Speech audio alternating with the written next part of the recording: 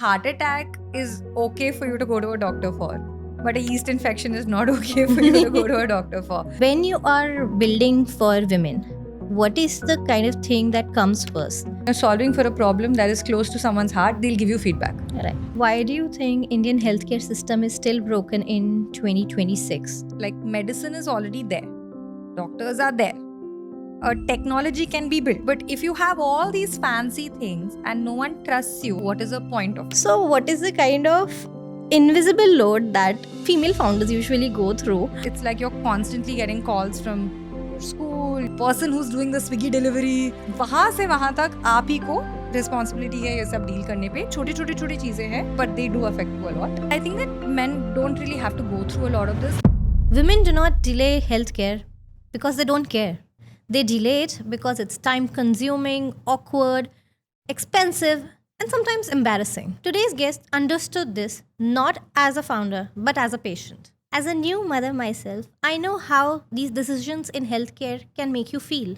And that's why this episode is part of Women for Women, a spotlight series by Local Samosa, where women are building solutions rooted in lived experiences and not just marketing opportunities. Hi, this is Abhishansa Mathur, founder and editor of Local Samosa, and join me in welcoming Divya Kamerkar, CEO and co-founder of Pinky Promise. So before we get into the more business kind of thing, I would want to understand, where did you start from? Like your journey, as you mentioned, you were in Yale, then you came back to India, you were doing masters as well. So what was that month during your pregnancy where it all started, where you felt the healthcare system is maybe not what you expected here? What was the thought? Yeah, I mean, this is such an interesting question because I feel like, as a woman, there's no one moment where it's like, aha, this is broken. Yeah. You know it's broken. So when I was growing up in Delhi, if there was any gynac problem, because you're unmarried, na, most of my friends would never go to the gynac that's nearby. They would go like do teen mohalle ke baad mein and all that. And it was a very common thing ki like that's how you access a gynac. Okay. So, but I took it for granted till it really hit me, which was like you said, during my pregnancy, I had some complications.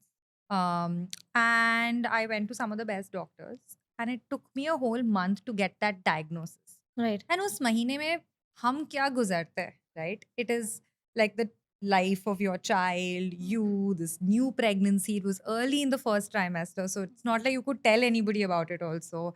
And you're waiting and waiting and waiting. So I think I spent more time waiting than talking to a doctor and getting results. And so when I finished and actually figured out what was going on, which was quite a simple diagnosis, by the way, I realized that, see, this should have come to me in appointment number 2 or appointment number 3. And that was like one of the aha moments. But this whole like I should start and do something, it sort of slowly simmered. It's not like मैंने immediately कुछ चालू कर दिया and everything, but it slowly simmered. It made me realize कि देखो gynecology in general is broken because every other woman I spoke to was telling me similar stories for her PCOS, for her fertility, for all these things which are so intimate and close to your heart. And that's when I realized two things. Number one, the way that we think about healthcare for women, it's really oriented around what, like if you look at the hospitals, the clinics, it's oriented around what makes life easy for a doctor. Okay. Not what makes life easy for a patient. Everything from the waiting room setup to the way that medical history is taken to the way that your information is, सब कुछ इतना technical है कि आप खुद अपने file को नहीं समझ सकते. Correct. I agree. So that is one big insight. Yeah. And I think the second big insight was, as women, we are going online to ask questions about our gynecological problems. Right. That's the first thing you do. And that's going to be the predominant thing that you end up doing forever. But if you look at online solutions, या फिर आजकल chat GPT में आपको कुछ भी पता चल जाता है. Some of it may be true, some of it may not be true. It really depends on how you prompt it. Or you have this long article that you have to read. Or there is a bunch of content online, but some of which is not right, some of which is right. So how is a layperson going to figure out what to do about her health? There's no doctor that's immediately there to answer your question online, जबकि technology में वो possible है. And that is why we started Pinky Promise. So during that time, as you mentioned, all the processes are made for the doctors. Did you feel medically unsupported, or it was taking a toll on your emotions as well? Did you think there's nobody who can understand what I'm going through? Because when you go through doctors, you are a client to them.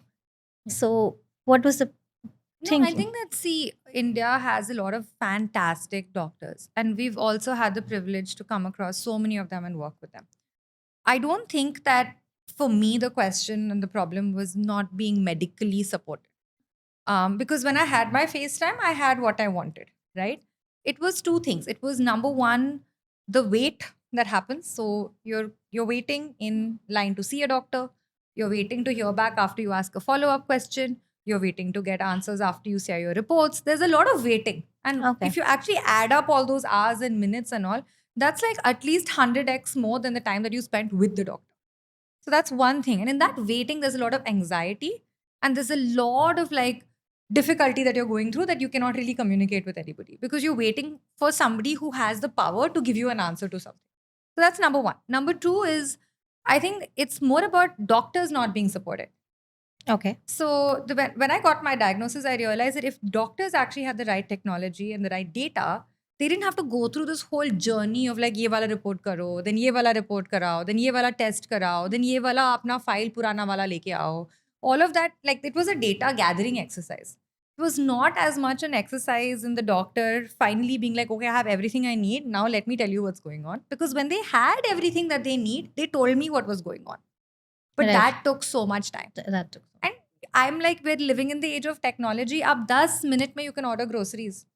आपको 2 minute में 5 लाख तक pre approve loans मिल रहे हैं, right? EMI पे आप कुछ भी खरीद रहे हो. एक इंस्टेंट का ज़माना है. And in that instant का ज़माना, you're waiting for a month in the most vulnerable of your times to get a diagnosis. Right. And it's not just my experience. So many people have gone through waits like this. So I was like, we should just remove that. Like, why are we living in 21st century and still experiencing this? So during that moment of when you were thinking of there should be a gap which is you should fill it. So were you thinking as a patient, policymaker, or a future entrepreneur that this is something I should go and build about? Were you very, very sure of it? Yeah, I mean, it's really funny because I honestly, when I started, I don't come from a business background.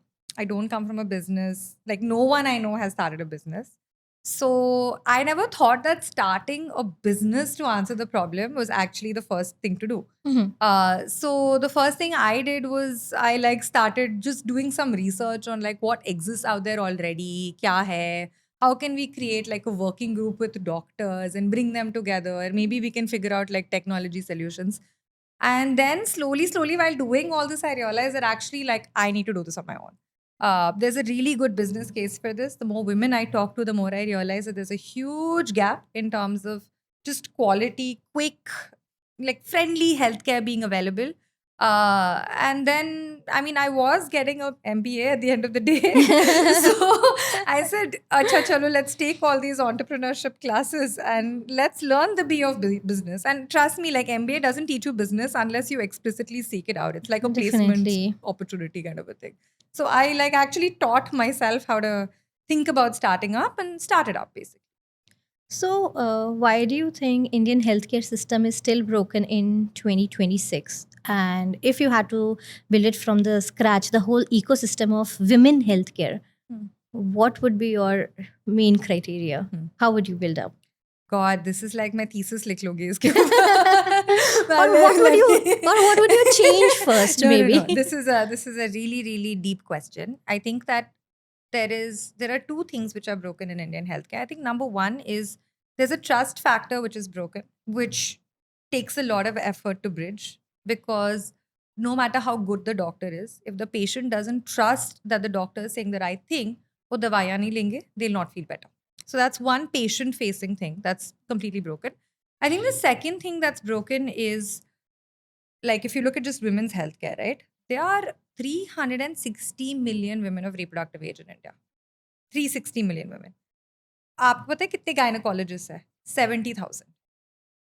And so we say that gynecs के पास time नहीं है, ये नहीं है, वो नहीं है. But the truth is that they literally only have a few minutes in a very overcrowded setup to take care of a patient. So that whole infrastructure doesn't exist to actually enable doctors to do a really good job of leveraging their medical degree. We don't have continuing education. We don't have any of these things. Because, like, when it comes to women's health, we have a lot of conditions like polycystic ovaries, thyroid, menopause. Jahan pe rose there's a new paper that's being published.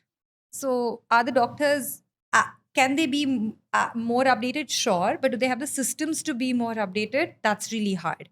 So, I think if I thought about like how I would go about fixing this, honestly, a lot of it is demand driven, right? So, if you're looking at a market of supply and demand, when patients demand really good healthcare and they get it, that serves as good validation for the doctor to keep supplying it as well.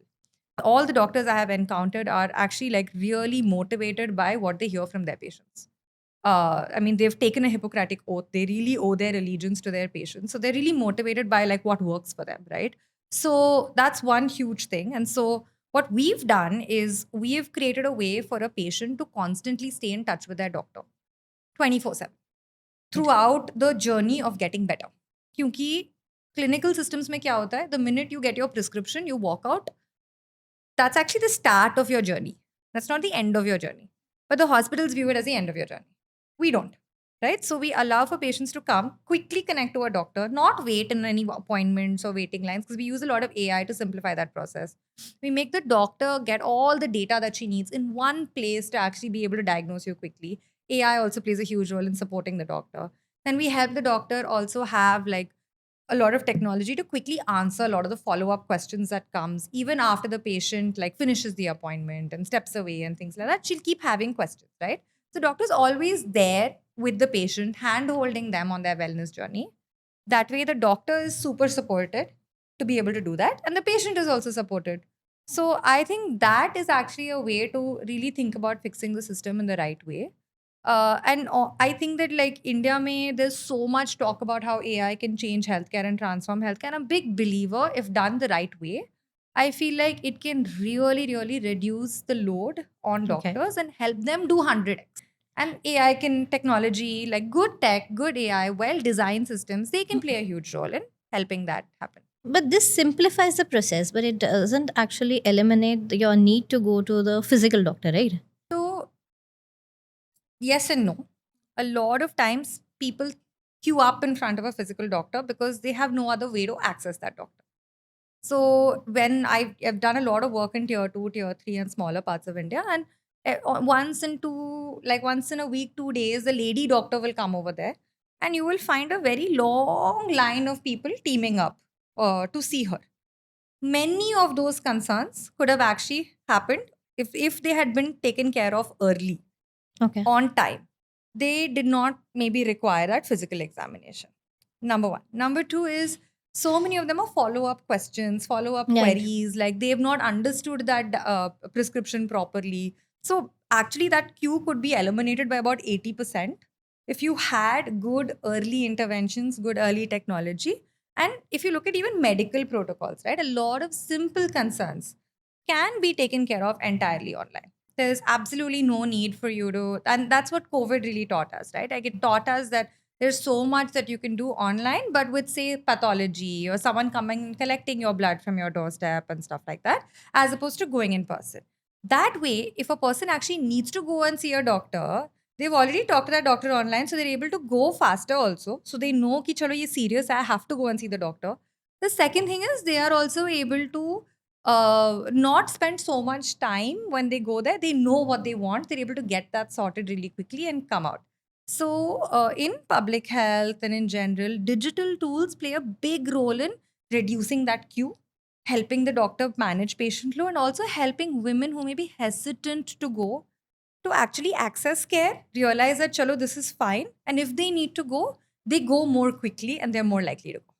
So this happened to me personally. I was just 10 days away from my labor, and then I started feeling vomiting kind of thing. But I was like, they were asking me to go to the doctor, and weekend came by, and I was like, no, I don't want to go because otherwise they will admit me in emergency. So I didn't want that. I was like, no, this will happen. I called some, my mother is a doctor, so who is my mother's friend, who is a gynecologist. I called her and asked, this what kind of medicines I can take to, reduce it and everything. She prescribed me over. When I went to the doctor said, you should have come to the emergency. There are people. I was like, no, this is what I cannot do. I didn't want to just close to my labor. I didn't want to be admitted in hospital for just nothing. I would take care of it. So yeah, I understand if I had this kind of facility, right? Not basically, regular AI, but yeah, dedicated AI for this. This would have held me better. Yeah, I think so. So nothing that we do is just AI. Everything comes from a doctor. AI just helps the doctor do their job better. Right. So I think that like if you had a doctor available at 3 a.m. and we've had these kind of cases, by the way, like we've had cases where a pregnant woman is saying that I'm 7 months in and मेरे कुछ contractions चल रहे हैं and no one else in the world is available at 3 a.m. but Pinky Promise के doctors है. So she's messaged them, and the doctor has figured out it's either you go immediately to the hospital, right? Which is then she's more likely to go to the hospital, or it is ये false labor contractions है. Just Yeah. wait out for 1 hour. अगर increase हो जाते हैं तो फिर आप जाओ. But that kind of a guidance is at that time of need, like it's so important, right? So it does help people get early care, and it also reduces queue when it's not required. Correct, Yeah. correct. You're right. So when you are building for women, what is the kind of thing that comes first? Safety first, trust first, or something else? I think that trust is the first thing. Like you've really hit the nail on the head here. Because and that was the biggest thing to solve for. Like medicine is already there. Doctors are there. Technology can be built. Like आप code लिख सकते हो, right? But if you have all these fancy things and no one trusts you and no one uses you, what is the point of it, right? Right. And for us at least, like we are building out of our hearts. Right. Like as a woman, if I was completely removed from Pinky Promise and someone told me कि ये है, देख लो, only if I trusted will I ever use it. Like gynecology and hair cutting, you will only, I think so. I think your gynecologist and your hairdresser are the people that you will go to only if you trust. Like Right. you will never go again to this person who's messed up your hair. Yes, You'll never go again to a person who has given you like a bad experience, right? So what we did initially is we only solved for trust. We spoke to about 5,000 plus women all over India, and we wanted to understand what drives your decisions. Like, why are you going to a doctor? If at all you are going, how is that experience like? आपको क्या अच्छा लगता है? क्या बुरा लग रहा है? What is your story? And then we built accordingly, right? So there's so much that I think matters to me. I think that knowing that, like, the word Pinky Promise is also that way, right? Like, we didn't want it to be like a very clinical, like cold sounding name. It has to feel like a trustful, warm hug.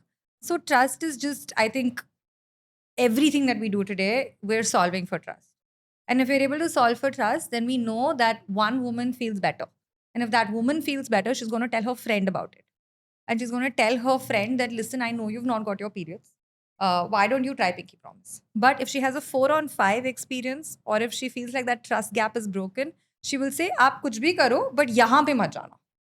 And obviously, like, even if you're purely just profit minded and you're not building from your heart or whatever, right? You'll still want to solve for trust because that's the most important thing. Right. So, how did you guys build that trust? Was it morely, performance driven, or it was word of mouth? What was that for you? Yeah, I think we made a conscious choice in our first 1.5 years that we'll not spend a single rupee on marketing. Okay. करेंगे ही नहीं हम लोग. Performance driven, right? Because see, it's women's health doesn't receive so much funding, so it's not like we were sitting on piles of cash कि हम हर जगह billboard लगा दें, or we'll have like a brand ambassador. It has to be a very bottoms up way of building trust, and that is anyway the more long lasting, organic, sustainable way. So first what we did was we actually just had an Instagram account with an app on it, and we told women that come and access it and give us feedback. Okay. And the numbers were low enough that I actually was able to personally call and speak to every single person who used the first version of the app. Okay. And we knew what was working and what was not working, because they were like, okay, this is No, that's a beautiful thing. When you're solving for a problem that is close to someone's heart, they'll give you feedback. Right. Right? Like I will not give that feedback to a different brand, but if it is about my periods, my sexual health, my wellness, my feedback dungi. Because I feel like my feedback will help other women, right? So they gave me a lot of feedback. And our first 1,000 customers really helped us refine our product. So in like 3 months or 4 months, we were actually like, we spun out a more upgraded version of the product. And Where we did kept you- doing that. Where did your first 1,000 customers come Yeah, from? we have no idea actually. That's a really good question. I think it just came from me like pointing at things on reels and saying that like if these 5 symptoms are there, then please why don't You check were it the out? face of the Just nobody Things else. founder have to. Yes. It was just me like I was like reels kya hote hai? Like that was my like really like low point in life, and I realized that all of my education has not helped me at all because I didn't know how to make reels. So I had this little like setup in front of my in my own house in my son's nursery actually. Okay. And when he was sleeping, I would make reels. And that is how we got our first 1,000 customers. Yeah. So that's quite interesting. Yeah. So, do women led brands build differently when the cause is really, really personal to them? And, what's the hardest thing about scaling such a brand that is built on compassion?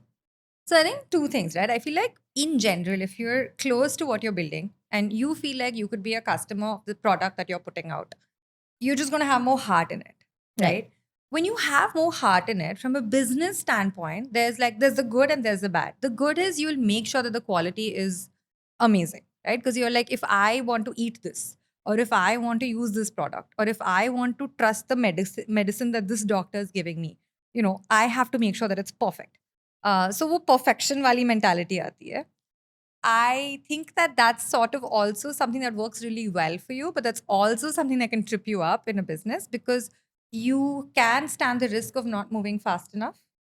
You can stand the risk of not putting things out there that may not be in your head perfect, but are just Yeah, important for you to get that feedback. happens a lot, right? Right? So I think it's also like it could come in the way of monetization, it could come in the way of speed, it could also come in the way of you being objective sometimes. And that these are all like I think we had some really good mentors who Okay. were like really like school of hard knocks people who were like, you cannot be doing this, obviously. Like that's the biggest risk. If you are building something that you have so much heart in, as long as you make sure that you're being objective about your decisions and they're all completely data driven, in addition to your like empathy and your like quality lens and everything put in, then you have the perfect product. But you have to be objective. That objectivity is also very important. I think that we've over time really learned to figure that balance out because we're very data driven. Like once we hear certain customer complaints and all that, like the first question that we ask is that a one-off case or is that across the board, right? And then we're able to actually take the right decisions about it. So, what according to you, are women actually more honest anonymously, digitally, than they are in physical clinics? Yeah, that's something I didn't want to take for granted. It's one of those examples of like, don't take anything for granted, right? So मैंने क्या किया, like Wharton, thank God, they had this entrepreneurship class where they Yeah. taught us about these easy experiments that you can do. And I realized that I don't need to build an app to test this. I don't need to do anything to test this. I had a chatbot जो हमने बनाया था with like for basic issues, right? Like if someone needs to get counseled for birth control, then there are like 5 or 6 questions you have to ask them. Simple. If someone is having frequency in, say, urination or something, there are a few questions that you have to ask them. Very simple to understand what's going on, right? So before we built an app on WhatsApp and on Facebook, we actually, like, I became a chatbot. Okay. And we put out advertisements and we had women contacting us without any diagnosis, with consent. We would do two things. Like 50% of the women got a call first, Okay. and 50% of the women we chatted with. And we asked them the same questions. Some of the questions were intimate in nature. They had questions about like your past history and those kind of things, which are very important for the like understanding what to do. And we realized that objectively, like across the women who were called and across the women who we chatted with, the women that we chatted with were far more truthful in their answers. And the women that we called, we were very friendly with. But kyunki that relationship is there, there is that fear in your mind that I don't know who this person is, but are they going to judge me? Yeah. Okay, but when I'm chatting, that facelessness actually helps you to use your words freely and type more freely and say things. And therefore, those women actually trusted the diagnosis more than the women who called. So I wanted to ask you a follow-up question on this was, do people actually trust digitally? Well, now obviously they might. Yeah.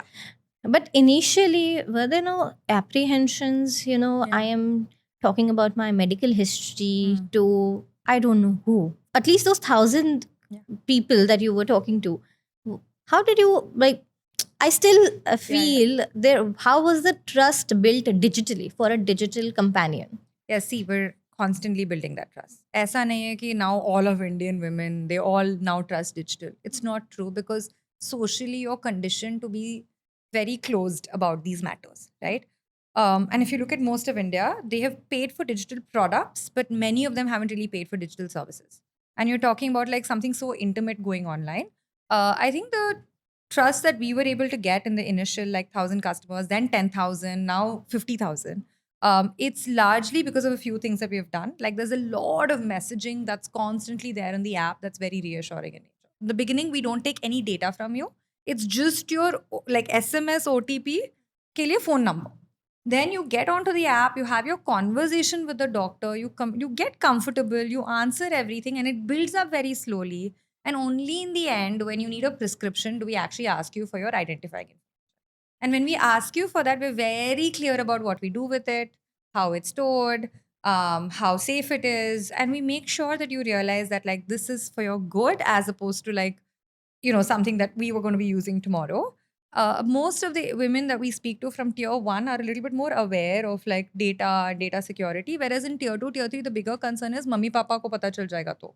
That is why they are more concerned about the data. So we also make it very clear that like no one is going to get this data. Like doctor patient confidentiality, like I don't think that like it's a very well understood concept. So we make sure that we clarify that. So in our design and in our messaging, in our communication, the way our doctors also talk, we make sure that throughout the process we're de-escalating your anxiety and building trust. Right. So, what are the kind of concerns women and such Pinky Promise come that they do not, that you think usually they don't ask a gynecologist in person? Yeah, I mean, all our gynacs have told us this. They're like the kind of questions that we're seeing on Pinky Promise are just really different from what we see in our practice. And we have a lot of sexual health concerns that women come to us with. Very often, it's just a simple urinary infection, simple yeast infection, simple like infections. But they're scared to go to somebody because of the lack of information, knowledge, and awareness that this is very normal, right? So they're like, what if you find out something about my history, or what if you tell this person, or what if you tell my family? That fear is there, so they come to Pinky Promise as opposed to like a neighborhood gynac for it.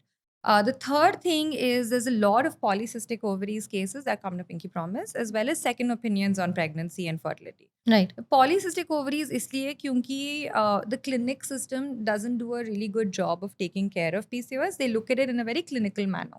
Whereas what we do is we look at it in a holistic manner, right? Where like if you have PCOS, आपको diagnosis तो मिल गई होगी, but no one has told you about inflammation. No one has told you about insulin resistance. No one has put you in touch with a nutritionist. Yeah. And online, you can take photos of your plate and all that, share it with the doctor. Right. Like all those things are possible, which you can't do in person, right? So we have a lot of PCOS cases that come to Pinky Promise. Also, young women who are just scared because periods miss ho gaye, and then they find out that it's PCOS.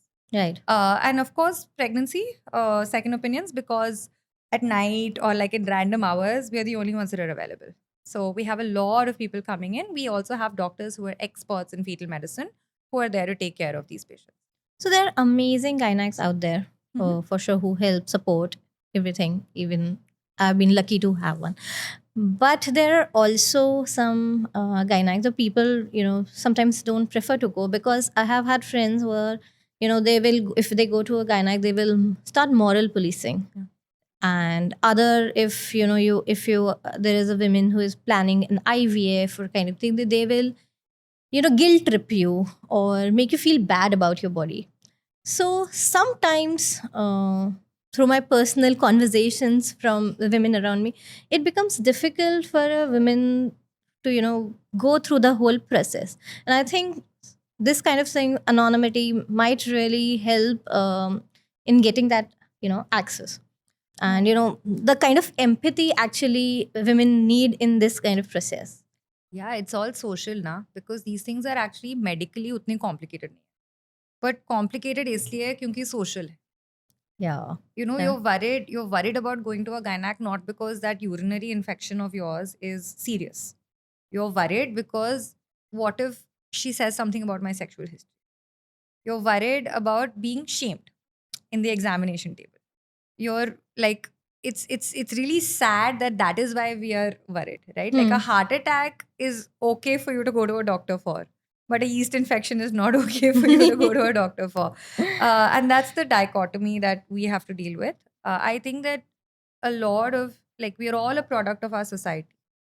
Everybody is a product of what they're fed, right? And I think that even in the medical profession, that is true.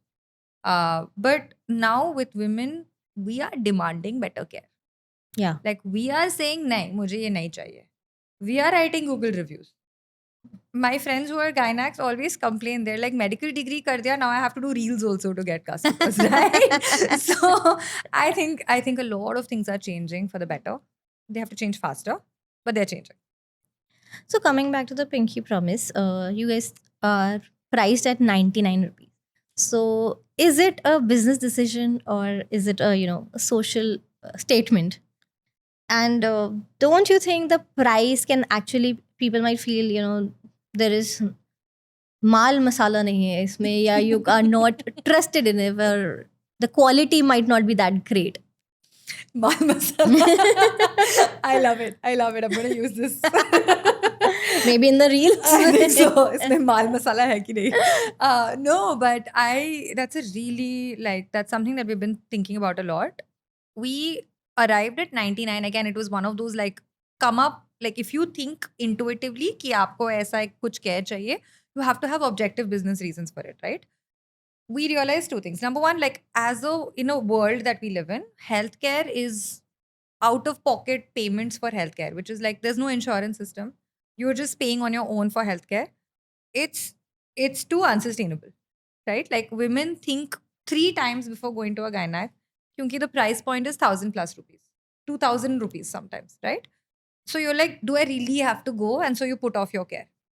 It made sense for us to make sure that if we are building technology जो एकदम disruptive है, जो actually paradigm को change कर रही है in terms of what healthcare should look like for women, then you also have to address the price question. You can't be like, oh, I'm using AI, I'm drastically improving your experience, I'm going to make it feel awesome for you, and then price is a barrier, no one's going to come. Right? So I think that was a big thing. But 99 makes sense because the way that we use our technology, one doctor at Pinky Promise is happily, like, and sustainably able to do a very large volume of cases. And we have built our models in such a light manner that it costs us absolutely nothing to provide that technology facility. Okay. So even in our unit economics, we are making 70% gross margins with the 99 rupees price line. How do you attain to Yeah, that? because the gynecologists don't get paid per patient. Like they get paid for the amount of time that they work, right? And that's actually better because that's not a messed up system, right? It's not like I pay you and therefore you're spending more time with the patient or less time with the patient and you're incentivizing the patient to keep coming back or something like that. We're not doing that, right? Okay, We're making got it. sure that you're getting paid for the hours of time that you put in and the amount of commitment that you put in. That's it. So they get a fixed retainer. So they're actually a fixed cost item. Too technical, but yeah, they're like ekdam fixed cost ban jata hai. Technology be like we're not building our medical models on top of like ChatGPT or Gemini. It's our own custom trained models. Because medical mein, you can't make mistakes. Okay. So it's our own custom models, which are very light and very inexpensive to run. These are the two biggest cost factors. Okay. And we hardly do any marketing. Okay. We don't. So we're getting a lot of organic volume and our acquisition cost for our customers is actually really low. So all of this put together, the 99 price point actually works because we're able to make in the first transaction what we have put in acquiring you and in providing you care. So that's why we're sticking to it. So you mentioned AI helps doctors. Yeah.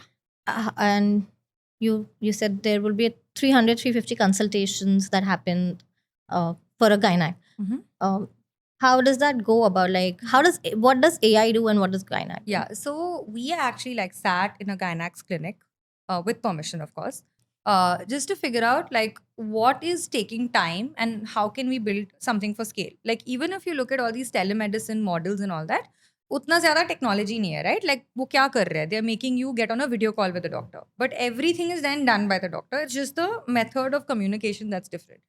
That's not enough if you want to build a business that caters to all of India. Because then every time you take 1,000 people in your platform, you have to take 100 doctors to service those 1,000 people. Correct? Hmm. Didn't make any sense. So we just sat in a gynac clinic and we realized that the file is a very time taking process. So Right. there is somebody sitting there asking you all the questions to fill up Yeah. your file. Yeah. Then that file is put up in front of the gynac. Then the gynac sees you. Hmm. She's already seen the file.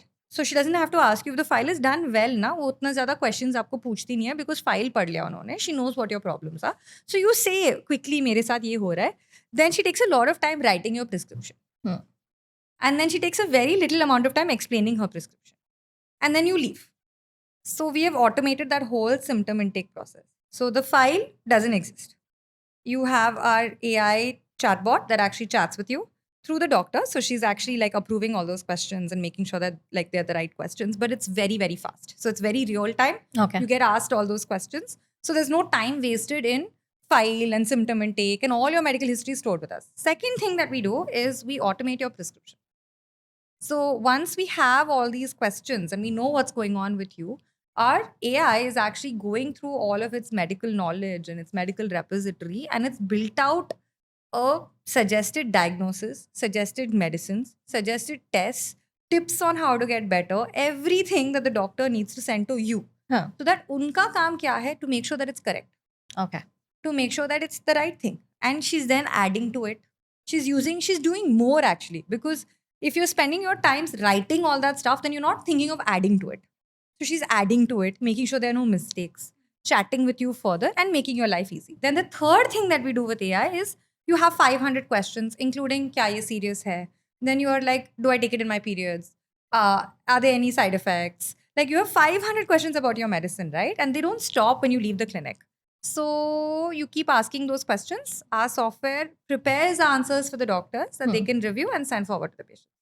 So everything is damn quick. Okay. That way, one time the doctor can take care of multiple patients. Okay. She's not just taking care of one patient. And she's not feeling exhausted, because those are the exhausting things, like going through your file, asking you basic questions, writing your prescription. So we've sort of really measured it and made sure that we're optimizing for her. So you built Pinky Promise while you were when you had 2 children, and you're now expecting the third Yeah. one. How is this being a different phenomenon for you? Like, I mean, you know what? Like maybe you relate to me, but bachpan se you are told, right, that you reach a certain point in your career, then you have your kids, then you know you plan for that, then you go back, right?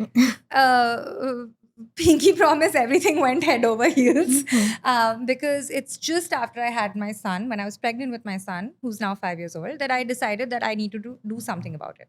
So I was still like feeding him and taking care of him, and Right. he was in like, you know, my nursery when I started Pinky Promise. But I think that it was very different. Like maternity meant that I had to build a huge support system around myself, and I don't think I would have been able to do anything if there wasn't just like a nanny, for example. Like I'm very shameless about saying that my husband, we have nannies for each kid. We have, my parents are there, my in-laws are there, like, and they all work really hard to make sure that I'm able to like do my job. नहीं you तो हो really ही नहीं need a पाता. village. Yeah. I agree. There's a full like large village behind me. I think lucky it's you not are. just a village, it's a very large village, and we have to be like really open about it, because I mean, I'm not in a position where if I get a call saying that, you know, your son has fever, I'm, to be very honest with you, like I might be in a meeting, right? So I have people I can call who are like sensible adults who love my son, who can immediately take him to the doctor. Right. And that doesn't always have to be me. I'm just giving you an example, but that makes a huge difference. And so that gave me the courage to then say, okay, I want to really focus on my family along with my business because I have the support to do both. There are a lot of challenges. It's not like you get a maternity break when you're starting up. So like I took my kids to work. Like I was feeding my daughter, taking my meetings, pumping, doing all these things. I was doing it. And it's very unconventional and it could be traumatizing if you don't have the right support. And if people are not there to help you and talk to you and make you feel good about it, it could be really hard as well. But I think the only reason I was able to survive and do a decent job was because I had that support. Like Right. when I took my kid to work, not a single person at work was like, okay, this is weird.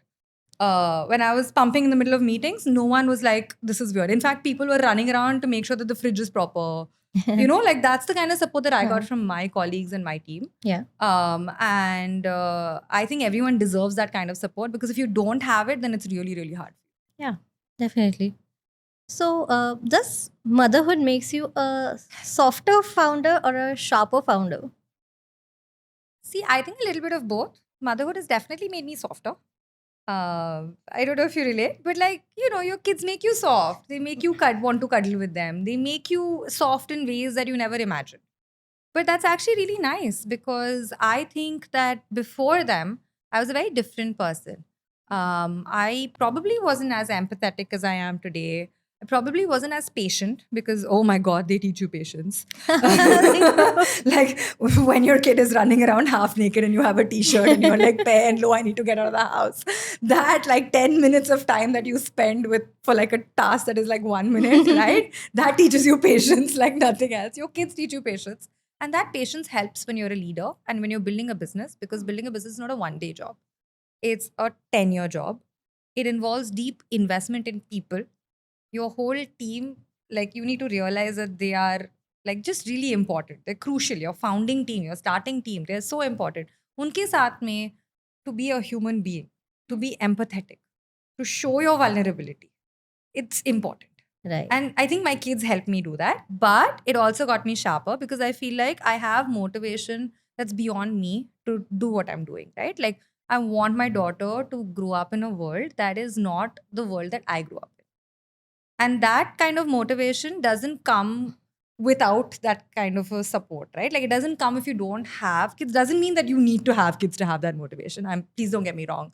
But what I'm saying is they give you motivation to work hard, to provide for them. I want my daughter to see her mother hustling. Mhm. I want her to know that she's like a boss lady. I want my son to know that women can be bosses. Yes. And so he's been asking, actually, he's just been asking me a lot of questions about meetings and he's come to my meetings and things like that. And I think it helps. I think it keeps me sharper as well. So it's a bit of both. So while I was pregnant, and so when if I travel and if I see another woman crossing the road, around 10ish, 11ish when I'm traveling, so I'll figure, oh my god, ये सुबह उठी है, रात भर may be सोई भी नहीं होगी, मे बी सुबह नौजे और होगा, बट क्योंकि काम के लिए भाग दौड़ करनी है वो उठ के ये कर रही होगी. When I see another woman, I talk to another woman, I was like, she's being strong. अंदर से दिमाग में क्या अलग अलग conversation चल रहा होगा. So you become empathetic to them also, to your team also, and sometimes I think मैं वो handle कर रही हूँ तो ये तो हो ही जाएगा. Like sometimes if I feel stressed, I was like, there is nothing that the kind of emotions, the thoughts that all goes during pregnancy, post pregnancy, उसके बाद अगर वो आप डे टू डे लाइफ में हैंडल करते हो, अगर उसको आप नॉर्मलाइज कर देते हो कि हाँ ये तो this is part and parcel of life, you have to deal with this thing, then कुछ और भी स्ट्रेस आता है तो लाइक ये वो हो गया, ये भी हो जाएगा. I agree with you. Like, हमने क्या नहीं देखा है kind of an attitude. यहाँ पे को पैसा ही हो गया. हो गया है, हो जाएगा. Right. So what is the kind of invisible load that mothers, female founders usually go through, not just specifically mothers, that doesn't make to the LinkedIn posts? Yeah, it's interesting that you're asking me this question because very recently I have decided that I'm going to like talk more about it. There's so much. I feel like maybe founders a little bit less because you're in control of your time, right? But women who work and also have to manage, there's a lot of emotional load of parenting that falls on women. Things like, being like picking up your kid, dropping your kid, all of that, like meal planning, coordinating with this person, saying that इस class में भेजना है या ये homework है या teacher ने ये बोला है. The truth is all these systems are structured around mummy se baat karni hai, right? So if there's some feedback that needs to come from school, luckily I send my kid to a school that's not like that, but mostly the feedback will come to the mum only, right? So they expect the mum to be available, pick up the call. So if you're like, I'm in a meeting, you get like a weird look. There's a lot of invisible load in terms of like, if you have to be physically present in your office at a certain point of time when there are things going on at home, when your kids are unwell, when help and support may not even be there, you feel very hesitant to communicate about it because you feel like this could be perceived as weakness or inability to do my job properly. And so you put it in some part of your like little tijori and you lock it up and you're present and you're there. But the truth is that that is affecting you, right? No one talks about it. No one tries to figure out how we can make that better. But that's very much the truth. I also feel like we're in some and work environments, flexibility is perceived as something that's not professional. Okay. Yeah. Like you're still equated as putting your best foot forward if you're there every day and you're putting in those hours and everything, which is really hard for moms to do. Because you may just want to spend time with your children. You may have familial responsibilities, but you may be excellent at your job. And if you had flexibility, you would have done a fantastic job.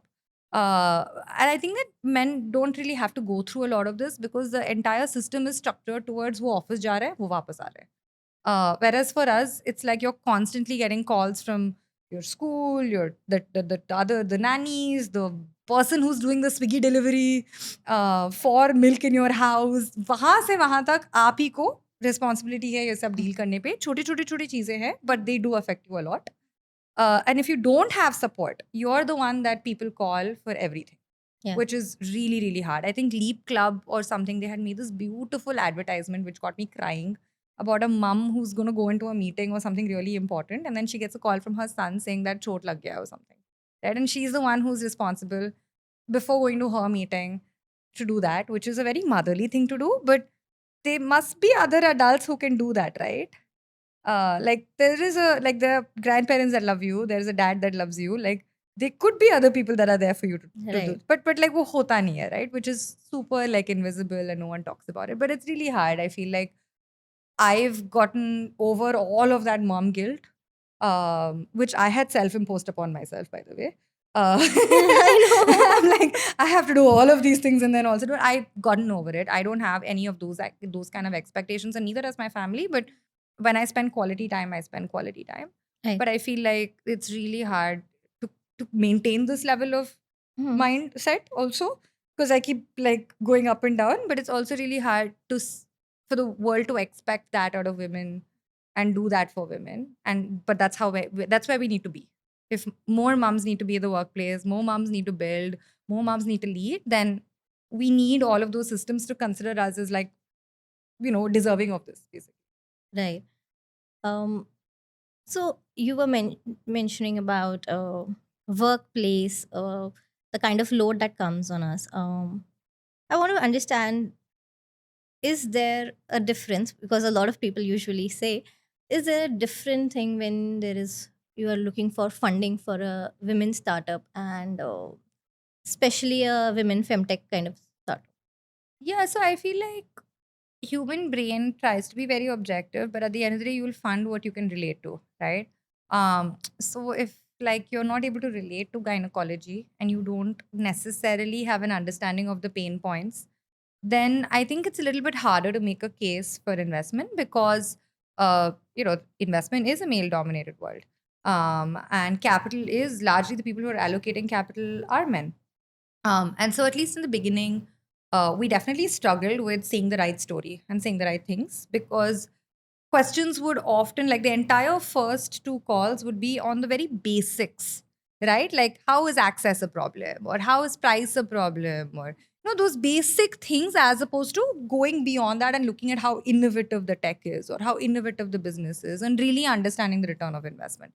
So I think for us, we realized that. And so we started doing a good job of sending a lot of materials in advance of the call to the analysts and all that so that they can read it and understand a lot of the basic stuff that we were explaining. तब हम बात कर पा रहे थे business के बारे में. But that is honestly like that's also the privilege that I come from. Like I have a business background. Like after getting an MBA, I have friends who have raised successfully who were able to coach me and help me and figure out like what was going wrong. Whereas most female founders don't have that support system. Like they don't have people telling them that okay, this is how you may have to pitch differently. So it's not like VCs don't want to fund women, but it's just that those spaces may not be perceived as business propositions or as attractive. I feel as something like Web3 or gaming or something like that. You know what I'm saying? Like if I am building a food startup for kids, or if I am building like a femtech product, it like automatically the risk reward ratio becomes very different in their heads. So it's your job to really communicate that really well and break those assumptions and get the capital that you deserve, but we don't have the tools and the resources to do that. No one's really like telling you how to do that.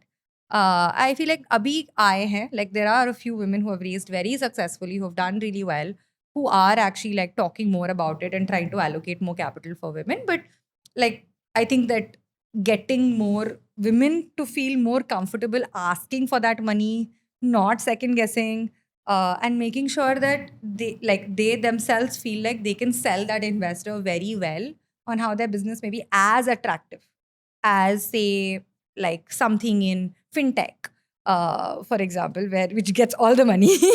That is a huge challenge. Yeah. So you think we need more women investors in this? Or do we need women who know better? We need coachings for women who are building brands? Or do we need more awareness towards VCs, male, female, to understand the whole holistic range of, femtech brands? Yeah, I think it's at all levels. You definitely need more female investors because honestly, there are so many studies that show that the return on investment in female investors is actually higher. They are more likely to do like female owned businesses in femtech spaces and all that. They're like actually more cash conscious. They are more bottom line oriented. And they're not going to take some of the wild risks that actually like put companies down in and things like that. There's a lot of good research that says that. So obviously having more women in investing and more capital towards women makes a lot of sense. But also, I think that women mentorship and coaching is required, but only to a certain point, because after a point, I feel like women are over mentored and under invested. Like, wo bhi hai ek problem where बहुत सारे like as when you become an entrepreneur, you'll realize that there are like 50 different courses that I can enroll myself in, but there's no money from those courses. Like they will ask you for an application and everything, and they will build your skills and all that. But doing one of that is more than enough. Like you don't have to keep on doing them, but there are so many that saying that, all that is there. The third thing is there's not enough ecosystem based information, right? So reports, market analysis, good data that is presentable and usable to make a strong business case for investments in femtech. Different like understanding of the landscape, fragmentation, competition, all of that stuff is there in great detail for so many other industries. Like you can pull out so many market reports, but in our space, it's very limited. Because of which even the investment thesis, banana, is very hard, right? So there's a huge data gap also that no one talks about, which a few organizations are actually now working on bridging, which is actually going to be very helpful for women. But I think apart from this, I think it's just really a question of putting your money where your mouth is. Investors should put money where there's good return on investment, and that's it. Like I can't be like investors should invest in women or this or that. No, like your job is to make money with your money. So you make money where you can make most money. But understand the space so that you realize that actually you can make most money over here also. Yeah.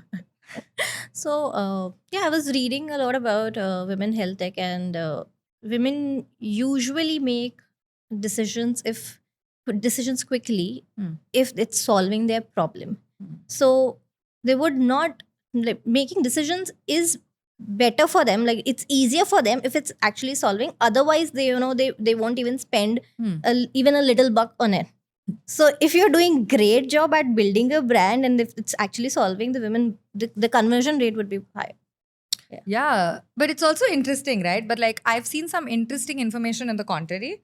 Like at Pinky Promise also, like the willingness to pay for a blood test you know that I have a problem, I have to take a blood test. It's a little bit lower than say 1500 rupees आपको एक blood test में spend करना पड़ेगा. You're happy to pay that 1500 rupees for a shoe. या खुशी खुशी से आप जाके दे भी दोगे कि ले लो मेरा 1500 रुपए. You're not going to do that with a blood test, right? So I think there are some subtler dimensions in terms of like what we like to spend on, what we think is more important for us. Is looking good more important than feeling good? But there is one more there are thing. things- There is one more Exactly. thing that women. This is also a stat. But women usually delay their health care. Yeah. They do because of various social reasons or their मम्मियों को देखा है ना हमने. हाँ.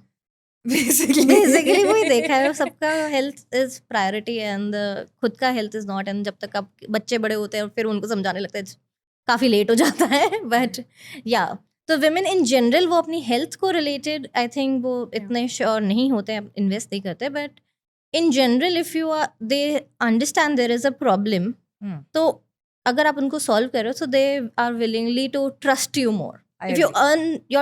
If you earn their trust, then there are your repeat customers. And I think you guys are experts at it, but there's so many examples of now brands that are built by women that are telling you honest and authentic stories about everything from hair care to skincare to food, right? Right.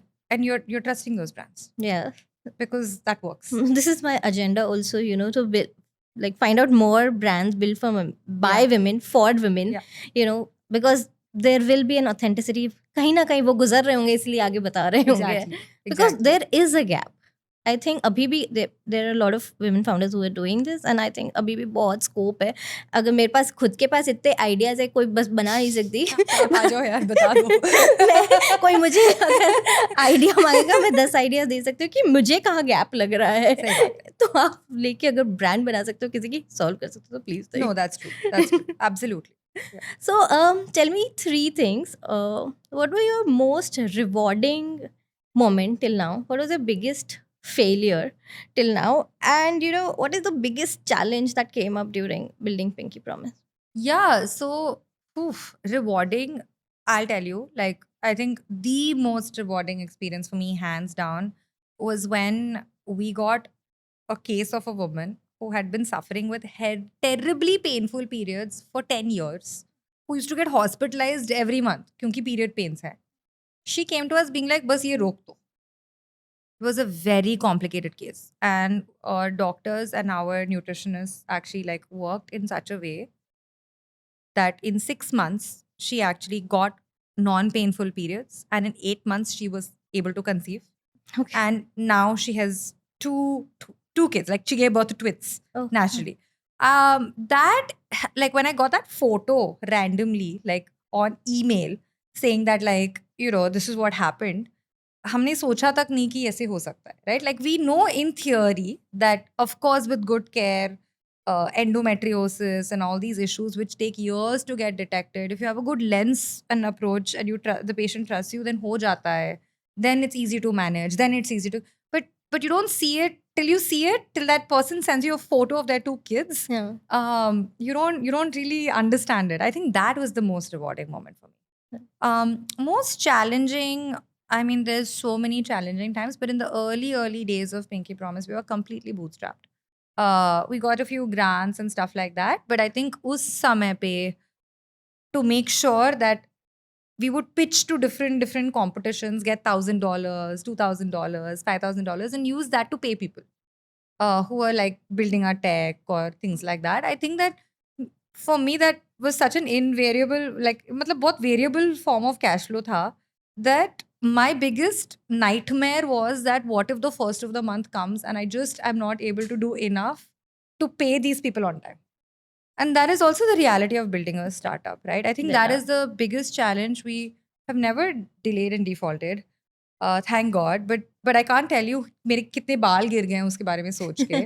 And now, of course, we are not in that position. Thank God, we're out of that, of course. But very real. That's been the biggest challenge. It's not about building product. It's not about trust. It's not about getting customers in. It was in the very early stages making sure that people who trusted you to give that check are getting that check. Honestly, like that was one of the biggest challenge. I think the last, which was, what was your last question about? Rewards challenge. What broke you? Yeah, I think Lowest moment. lowest moment. Um, yeah, you know, entrepreneurs now, we are like too optimistic, I feel. Like, kuch zyada hi. Matlab, we don't like to think about all these questions. So I think that in Pinky Promise, so far, touch wood, I have not reached that point where I feel like something has broken me. Maybe we'll face, I don't know, I hope I hope you not. don't. Right? I really hope not. But like, I think personally, just before I went to my business school, um, I thought I was gonna my desh ki seva karungi and I was gonna give the UPSC and become an officer. I come from a family of people who are in the government. It was a very normal thing to do. And I came from Yale, like a Ivy League graduate, right? Like, you know, like everyone's like blue-eyed girl kind of a thing. And I failed the UPSC, not once, but twice. And the second time I failed by just 8 marks. Ethics paper mein that. Which is like, I'm like, what happened to my ethics? Why did I get like graded this way? But that broke me. And Okay. I think that I'm so glad that I came out of that and I suffered a few hard knocks early. I knew what it was like to fail at something, despite everybody like having all these thoughts about what you do as a topper. That it taught me to be strong. It taught me Yeah. to take rejection and not get like phased by it. And every day at Pinky Promise, you have to deal with that, right? If you're raising capital, like just now, of course, we have closed on 1 million, but उस million के लिए पता नहीं कितने लोगों ने मना किया है. बट अगर आप हर चीज के बारे में आपको बुरा लगने लग जाता है तो आप कैसे करोगे काम? Yeah. I am glad I learn that. So yeah So अगर वो नहीं यूपीएससी रिजेक्शन नहीं होता तो आई एम अभी so Pinky glad. Promise thank you नहीं होता. Thank you. नहीं सच में I feel like it's a very noble profession. But शायद मेरे पर्सनालिटी के लिए फिट नहीं. Right. So it's more empathy related है ये जो भी आप कर रहे हो. Yeah. So yeah, it would be a little different जो आप पहले. Eventually found my way. Yeah, Yeah. exactly. Okay, thank you so No, much, thank you. Divya, Thank you for having me. It joining. was such a pleasure. It was really lovely talking to you. बहुत relate भी किया मैंने काफी जगहों पे, and I hope Glad. as a founder also, as a women founder also, and also like a mother, new mother also. So yeah, it was really lovely chatting you, and I hope audience has something to take away Oh, from this thank you for conversation. having me. I'm glad I could share my story. Thank you so much. Thank you.